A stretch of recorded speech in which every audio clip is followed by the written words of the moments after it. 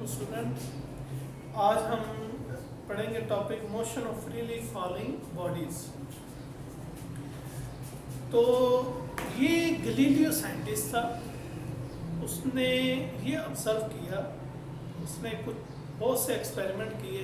उसने पीसा टावर से कुछ अजसाम को कराया, एक लाइट बॉडी और एक हैवी बॉडी को, और उसने ये ऑब्जर्व किया अगर एयर रेजिस्टेंस को हम निगलेक्ट करें, एयर रेजिस्टेंस को हम निगलेक्ट करें तो हम देखेंगे कि दोनों बॉडी सेम एक्सेलरेशन के साथ नीचे गिरेंगी। यानी कि आप एक पर ले लें और पिजन का एक पर ले लें और एक सेब ले लें और दोनों को आप गिराएं, तो गैलीलियो ने ये ऑब्जर्व किया, वो कहता है कि दोनों एक ही वक्त में गिरेंगे। हालांकि हमारी ये बात समझ में नहीं आती, लेकिन वो कहता है कि एयर रेजिस्टेंस को आप निकाल दें तो हर बॉडी सेम ही एक्सेलरेशन के साथ नीचे गिरेगी।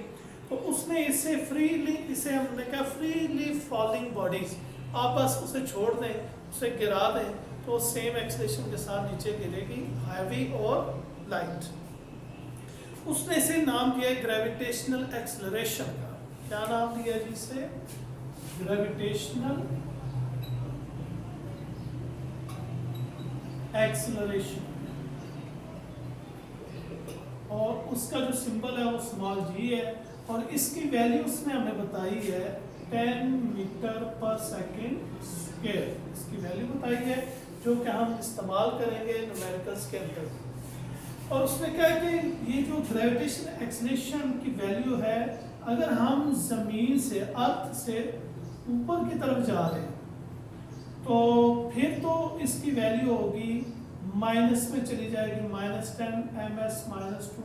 और अगर हम कोई बॉडी फॉल कर रहा है, जमीन की तरफ आ रहा है, तो तब इसकी वैल्यू होगी प्लस, यानी कि पॉजिटिव होगी 10 मीटर पर सेकेंड स्क्वायर।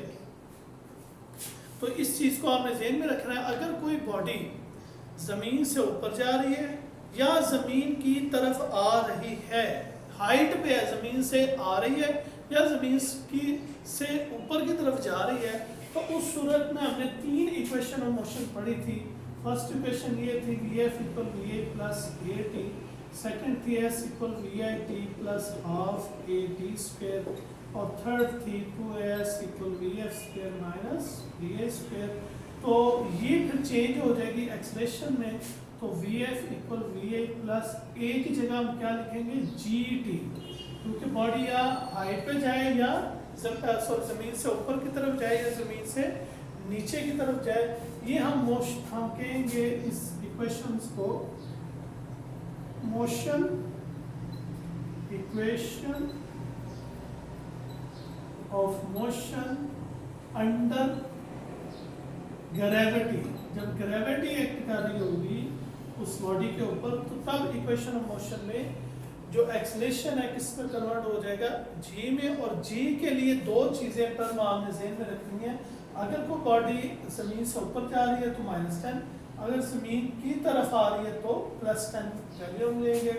इसी तरह एस जो है, एस में हाइट आ जाएगा, ये जो डिस्टेंस है हाइट में चेंज हो जाएगा, =Vit + ½ a की जगह क्या लिखते हैं? Gt²। इसी तरह थर्ड इक्वेशन आपकी इस तरह बन जाएगी 2a जो है एक्सेलरेशन ग्रेविटी में चेंज हो जाएगा SH में =Vs² - Va²। ये तीनों इक्वेशन जो है ये है मोशन अंडर ग्रेविटी। तो हम इनका इस्तेमाल करेंगे न्यूमेरिकल्स में। तो टॉपिक आपका स्टार्ट होता है ये 49 पेज पे। Galileo was the first scientist to notice that all the freely falling objects have the same acceleration, के सबका acceleration एक जैसा होता है, independent of their masses. He draw various objects of different masses from the leaning tower of Pisa. He found that all them reached the ground at the same time. The acceleration of freely falling body is called gravitational acceleration। जैसा कि ये मैंने सारा आपको बता दिया। इसकी value 10 है g की, और जमीन के ऊपर की तरफ जाएंगे तो -10, जमीन की तरफ आएंगे तो +10।